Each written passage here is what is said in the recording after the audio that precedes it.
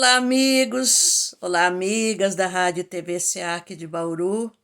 Sejam todos bem-vindos para esse encontro, mais um encontro na realidade com o Grupo Aulas da Vida, que neste mês de fevereiro teve como tema as leis morais.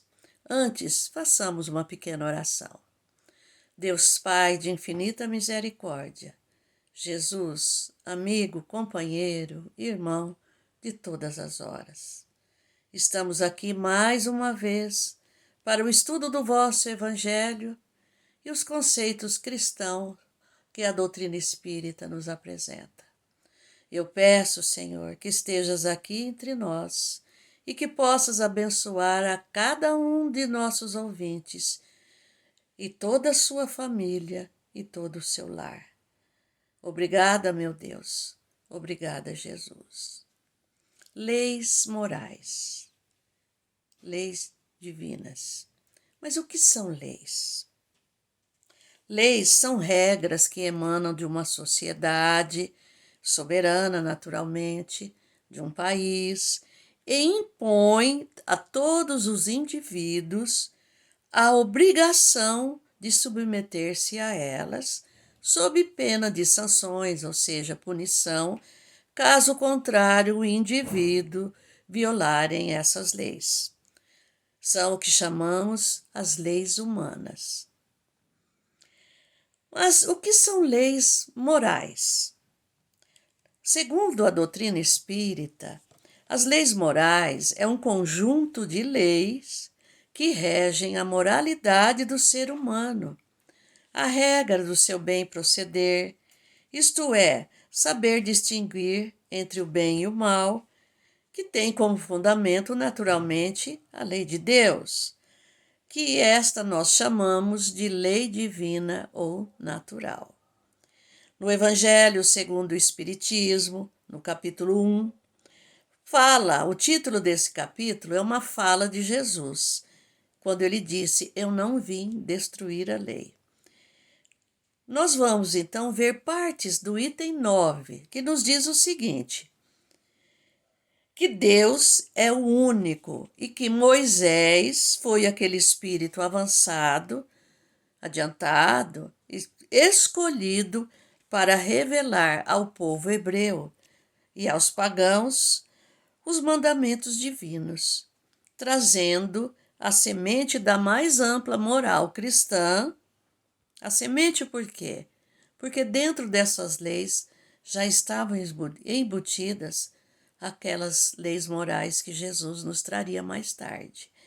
E esse seria um farol que deveria e deve, estas leis, iluminar a toda a humanidade no caminho ainda a percorrer. Nós sabemos que essas leis são os 10 mandamentos. Essa moral ensinada por Moisés estava apropriada ao tempo, ao conhecimento, ao avanço daquelas pessoas nessa época. E como ele foi escolhido, ele viria pregar essas leis morais, essas 10 leis que nós conhecemos, a um povo ainda semi-selvagem e muitos pagãos, mas que foram chamados ao aperfeiçoamento de sua alma. Naturalmente, os séculos se passaram e um dia Deus permite ao homem ver a verdade, eliminando aquelas trevas que o envolviam com a chegada de Jesus Cristo, que seria o grande iniciador da mais pura e sublime moral cristã, que deve renovar o mundo, unindo os homens, tornando-os verdadeiros irmãos. No terceiro livro do Livro dos Espíritos, o Livro dos Espíritos, ele é composto por 4 livros, que formam um só. No terceiro livro, o capítulo 1 fala sobre essas leis divinas ou natural. Os bons espíritos nos dizem que todas as leis são divinas, porque Deus é o Criador de todas as coisas. E nosso Criador deu a todos os homens o meio de conhecer as suas leis. Isto porque nem todos a compreendem. E Ele coloca essas leis em nossas consciências no ato da sua criação. Por isso que são chamadas leis divinas ou natural. Os que entendem melhor essas leis são aqueles que a buscam, mas nem todos compreenderão, pois essas leis, elas fazem parte de nós mesmos, mas nem todos ainda descobriram o poder dessas leis que estão dentro de nós, em nossas consciências, para dizer a verdade.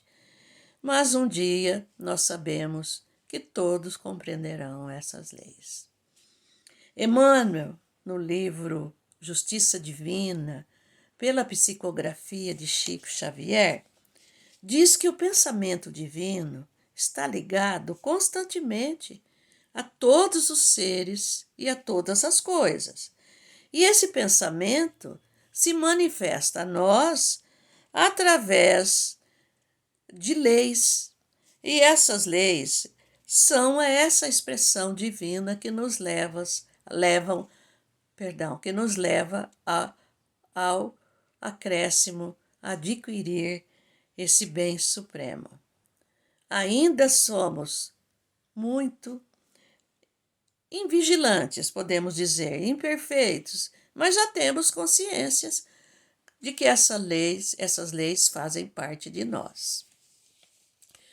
Essa lei divina natural, mesmo sendo escrita em nossas consciências, os bons espíritos nos dizem dizem a Allan Kardec naturalmente a todos nós que é necessário mostrar-nos a aplicação dessas leis, pois de outra forma nós as esqueceremos. Por isso precisamos de regras precisas, regras exatas, para que possamos compreendê-las, pois essas lições, dizem os bons espíritos, quando não são bem explicadas, elas deixam portas abertas a vários tipos de interpretações. Essas leis abrangem todas as circunstâncias da vida. E os benfeitores espirituais, no Livro dos Espíritos, desenvolvem um minucioso estudo sobre essas leis. E eles a enumeram em número de 10, da seguinte forma: primeira lei, lei de adoração. Segunda, lei do trabalho. Terceira, lei de reprodução. Quarta, lei de conservação. Quinta, lei de destruição. Sexta, lei de sociedade. Sétima, lei do progresso. Oitava, lei de igualdade. Nona, lei de liberdade. E décima, que é a última, lei de justiça, de amor e de caridade. Muitas dessas leis, nesse mês de fevereiro, foram desenvolvidas nas 3 semanas que já se passaram. E hoje eu falo com vocês sobre a última lei, lei de justiça, amor e caridade, porque ela é considerada a mais importante. E é por ela que o homem pode avançar mais depressa na sua vida espiritual. Isto é, se ele a observá-la, pois ela resume todas as outras leis. Essas 3 leis, justiça, amor e caridade, estão tão entrelaçadas entre si que elas formam uma lei só. E uma parece que não é a mesma sem a outra. Mas, pela importância dessas leis, Hoje nós vamos estudá-las separadamente para que todos nós tenhamos maiores entendimentos. Vamos começar com a lei de justiça. Allan Kardec, na questão 875, recebe dos espíritos superiores a definição do que é justiça. Ele perguntou o que é justiça. E eles dão uma resposta muito curta e certeira. Eles respondem o seguinte: a justiça consiste no respeito aos direitos de cada um. Ponto final.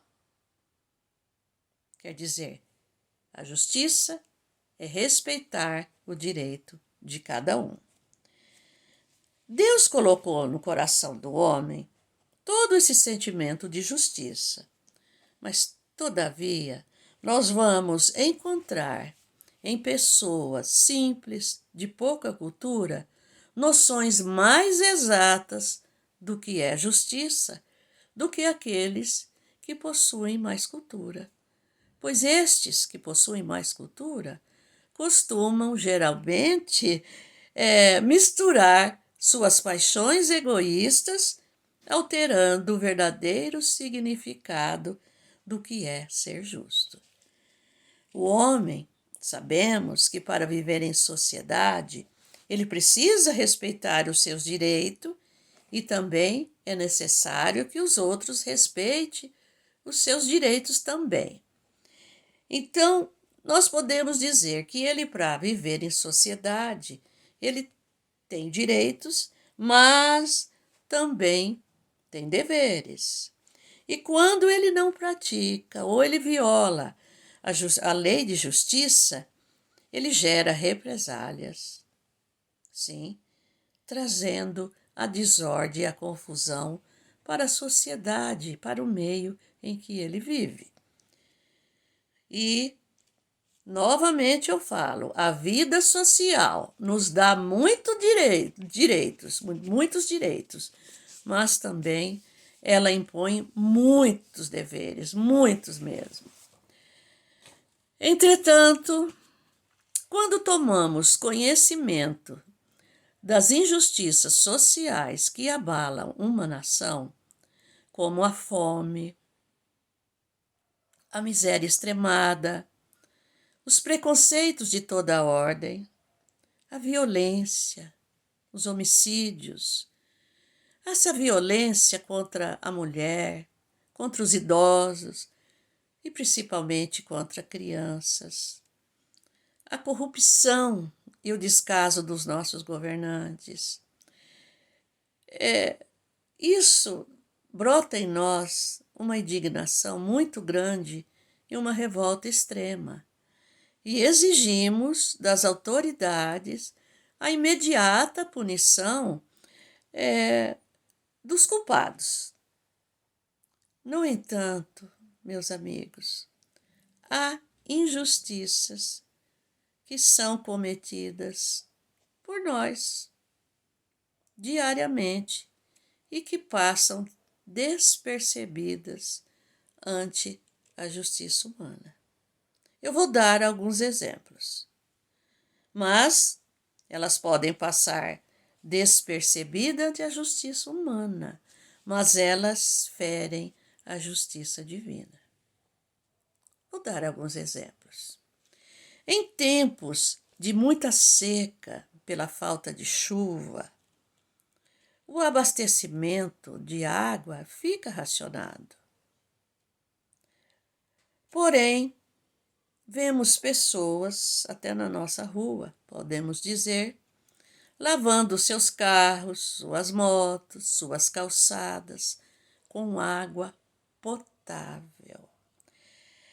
A água potável, sem a mínima preocupação com o seu irmão, lá do outro lado, em regiões mais agrestes, mais duras de sobrevivência, onde esse líquido precioso é tão escasso, é tão insuficiente, que não dá sequer para matar a sede desse ser humano. É uma injustiça social. Outro tipo de injustiça: jogar lixo na rua, desperdício de energia elétrica.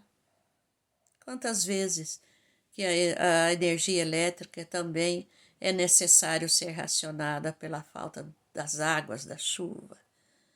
Desperdício de comida, pessoal, onde tanta gente morre de fome. Aqui no nosso país, não precisa sair do nosso país para encontrar isso. Aqueles que avançam com o sinal vermelho, sim, avança o sinal vermelho, não pagam seus impostos, estacionam em lugar proibido.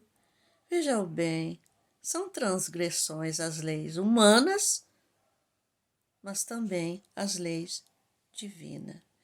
E isso só mostra o tanto que nós, seres humanos, ainda somos egoístas. Em primeiro lugar, o meu bem-estar. É assim que ainda pensamos. Emmanuel, no livro Justiça Divina, sob a psicografia de Francisco Cândido Xavier, nos diz que Deus é amor e que esse amor de Deus se expande desde o átomo até os astros, até o infinito, podemos dizer. Sendo justiça, ele atribui a cada um a sua própria escolha. Ele é justiça, e sendo justiça, ele dá a cada um conforme a nossa escolha. Lembremos que Deus vê tudo o que fazemos, nada fica desapercebido. Mas Jesus tem uma receitinha para que a gente exerça uma justiça verdadeira, uma justiça correta. E ele diz o seguinte: é tão simples. Desejar para o outro tudo aquilo que desejamos para nós mesmos. Quer dizer, esta seria a justiça com a lei do amor. Vamos falar agora sobre a lei do amor. A lei do amor, ela está conectada com a lei de justiça, como nós podemos ver.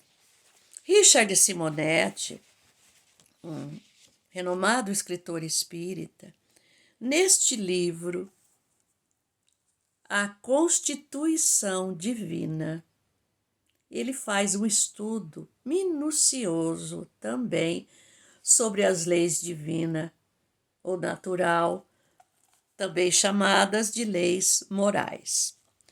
Neste livro, ele diz que a justiça sem o amor talvez não funcione muito bem. E o amor é o ingrediente básico da justiça. Mas o que é justiça? Allan Kardec também fez essa pergunta que nós respondemos. Fazer, respeitar o direito do outro. Mas agora, o que é amor?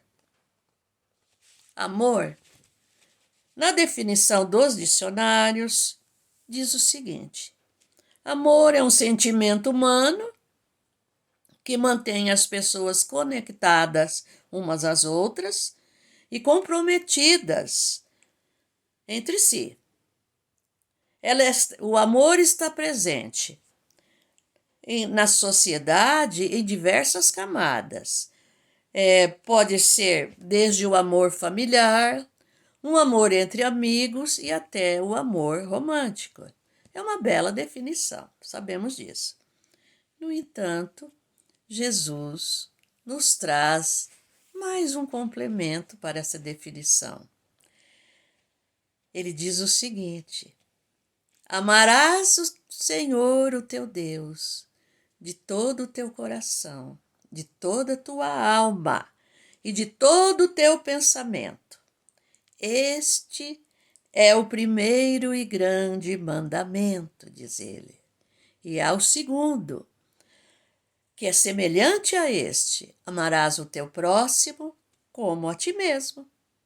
E ele encerra dizendo: destes dois mandamentos dependem toda a lei e os profetas.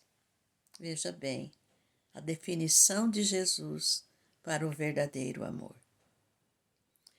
Richard Simonetti continua o seu texto, fazendo uma pergunta para que possamos meditar. Justiça e amor. Como compatibilizar a justiça com o amor? Se justiça é cobrança e amor é doação. Não é assim que aprendemos? Você não pode cobrar e doar ao mesmo tempo. Ou cobramos ou perdoamos. É um raciocínio lógico, não é, pessoal? Mas diante das leis divinas, justiça mesmo é não fazer ao outro o mal que não queremos para nós. Olha que interessante. Enquanto que o amor é fazer ao semelhante o que queremos para nós. Foi uma colocação muito feliz do nosso irmão Richard, nos abrindo a mente, a consciência para esses conceitos divinos de amor e justiça que novamente se entrelaçam. E essas leis, são leis divinas e elas não se contradizem, porque elas se completam. No Evangelho segundo o Espiritismo, capítulo 11, fala sobre a lei do amor. Vamos falar parte dos itens 9 e 10, que fala sobre os efeitos da aplicação do amor. Esse efeito, quando você aplica o verdadeiro amor, ele é sentido, pois essa verdadeira aplicação do amor traz o aprimoramento da raça humana. Por quê? É procurar ao redor de si o sentido íntimo de todas as dores e abrandá-las. É encarar a grande família humana como se fosse a sua. Quando nós sentimos esse verdadeiro amor, que é abrandar o sofrimento do outro, é encarar o outro como se fosse da sua família, este será o amor mais amplo e profundo que nós sentiremos, pois assim estaremos destruindo o egoísmo. Que é o egoísmo que ainda é tão presente em nós. Estaremos destruindo todas as injustiças, todas as desarmonias que existem entre os povos, pois assim estaremos também praticando a verdadeira caridade. Justiça, amor e caridade. Caridade sem amor não funciona. Mas é a lei que nós vamos estudar agora, lei da caridade. Mas se você for meditar, será que existe diferença entre essas duas palavras, amor e caridade? Elas não significam a mesma coisa? Cada uma tem o seu significado especial. O amor é um sentimento que brota em nós espontaneamente. Exemplo. Você sai aí para as baladas, né, para o seu passeio, para a sua comunidade. De repente você vê uma menina, ou então você vê um menino, e desperta em você aquela atração, aquele sentimento, aquela vontade de conhecer, de conversar, né? Isso é nascendo uma afeição. Mas não é só nos relacionamentos amorosos, não. Entre amizade também. Você é apresentado a um amigo, uma amiga, e de repente você se dá tão bem que você começa a falar. Nossa, parece que eu te conheço de há muito tempo. E na verdade são os reencontros que nós temos aqui na Terra com os nossos amigos espirituais. Você quer mais amor do que uma mãe desde o dia que ela sabe que está gestando uma criança? Amor puro, espontâneo. Essa é a diferença da palavra caridade. Caridade é a mobilização desse sentimento pela nossa vontade, naturalmente, para que façamos algo em benefício de alguém ou alguma coisa. Um exemplinho. Você vê uma pessoa sofrendo, desamparada, não tem família, às vezes vive sozinha, doente. Você sabe que existe essa pessoa, você vai em busca de poder fazer alguma coisa e você amou essa pessoa e mobilizou a caridade para poder ajudá-la.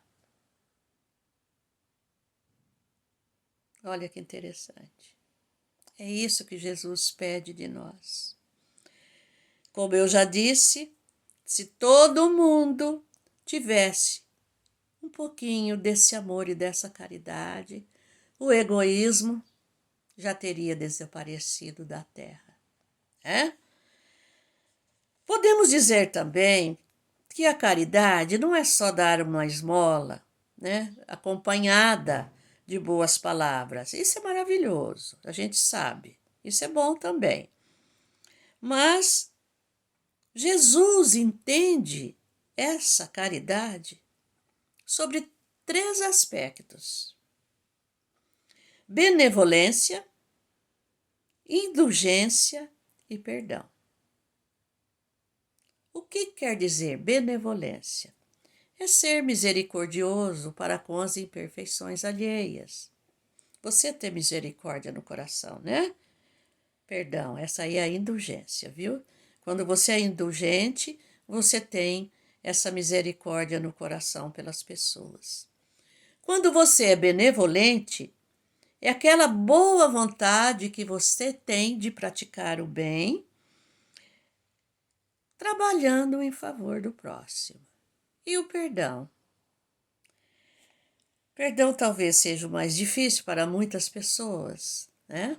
Você pode estar aí com algum sentimento de mágoa, né? Negativo, de ter sido ofendido.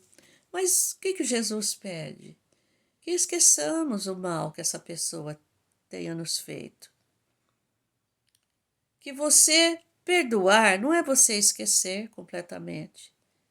É você lembrar, sim, mas não com ódio, com raiva, não com o desejo de vingança, que a pessoa morra, que a pessoa fique doente, que perca tudo que tem.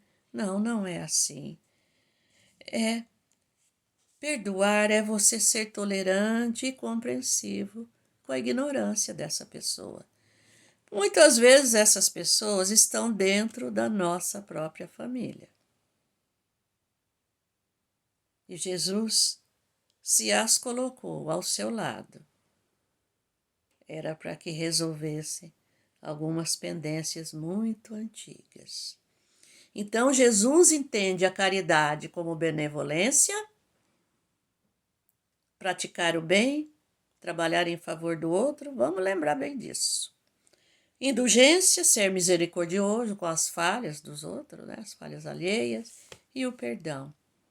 que é a compreensão pela ignorância do outro.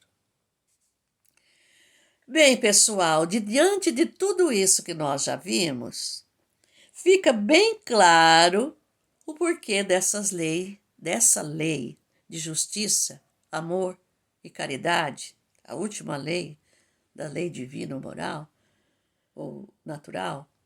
Fica bem claro porque ela é a mais importante. Novamente eu vou dizer a vocês, elas se entrelaçam entre si e se complementam. Não é por acaso que Allan Kardec, na questão 879, pergunta aos espíritos da codificação: qual seria o caráter do homem, humano, encarnado, que praticasse a justiça em toda a sua pureza? Olha o que eles respondem. Seria o verdadeiro justo, a exemplo de Jesus, porque praticaria também o amor ao próximo e a caridade, sem os quais não há verdadeira justiça. Justiça, amor, caridade. Uma complementa a outra. Meus amigos, minhas amigas, por hoje é só, mas eu quero deixar um lembrete a vocês que a partir da próxima semana já estaremos no mês de março com um novo dia e um novo horário. As nossas palestras serão transmitidas pela Rádio TV SEAC de Bauru todas as quintas-feiras, às 20 horas, ou seja, 8 da noite. Eu conto com a presença de vocês, com o interesse, com a boa vontade de estudarmos juntos o Evangelho e os conceitos cristãos da doutrina espírita. Fiquem todos na paz do Mestre Divino Jesus.